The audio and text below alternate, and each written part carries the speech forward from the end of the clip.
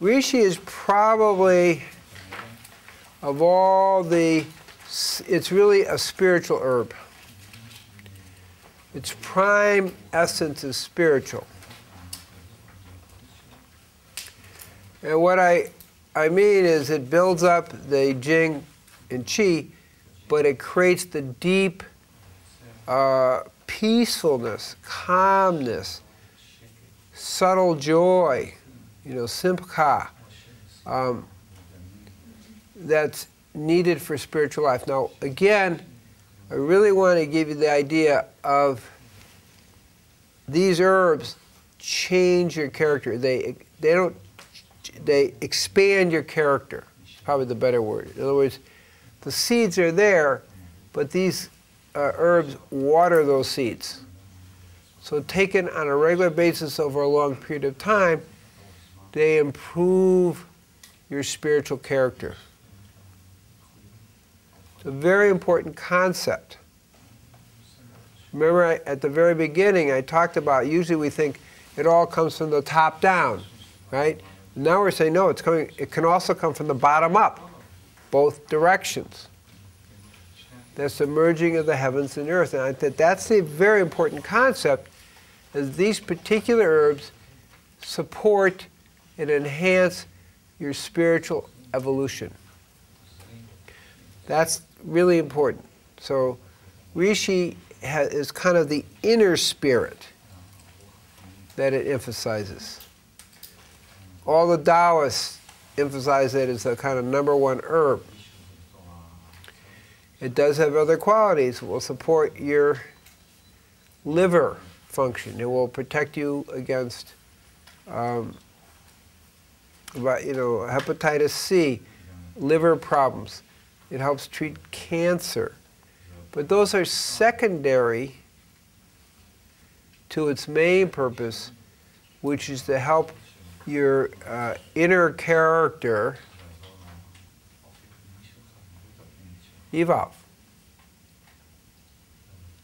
You just think that way and you say, oh God gave us this wonderful herb on earth for people who are more earth-based rather than meditative-based to develop our spiritual characters. So the herbs actually have frequencies that stimulate your inner spiritual development on that level. So if you go into Daoist temples, you always see Reishi. Daoist masters are always pictured with a Reishi herb dangling on their belts. Shaolin, ever heard of Shaolin temples? They have a whole thing. The Shaolin temple is, the Reishi is, it's not it's seen as a very honored herb, it's just part of their life, and as a symbol of longevity and spiritual evolution. Like they're symbols. So you may say, well, how much symbols do we have in our Western culture? We don't have much, do we? We honor youth. We don't honor the spiritual maturity that comes with age, longevity. So the teaching again is health, longevity. Okay, who's a model? How about Moshe? He was 120 years and he said he's in perfect health. It's time to go, but he's in perfect health at the age of 120. That's actually a very clear model in the Torah tradition. Was where he was at with the whole thing. It's the perfect age, everything. It's time to leave the body because it's his karma. So that's a model. You have Jacob, who lived to be, wait a second, let me get myself straight here.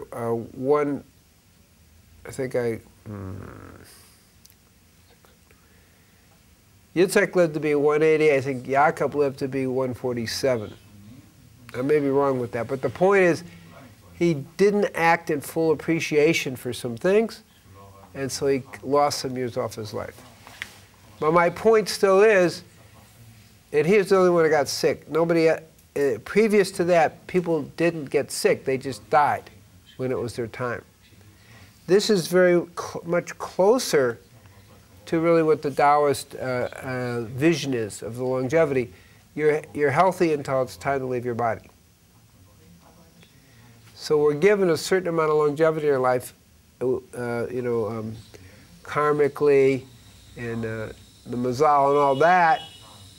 And our job is to maximize the quality of our longevity. Does that make sense? You're giving your ears, that's it, don't worry about it. But you can blow it. You can waste your jing. Okay? You can, how do you waste your jing? Too much sexual excess for men, overworking, extremism in different ways. One of the things we see about Reishi, as I'm still on that topic, is that Reishi actually helps you let go of your unhealthy addictions. And those unhealthy addictions are what make you waste your jing.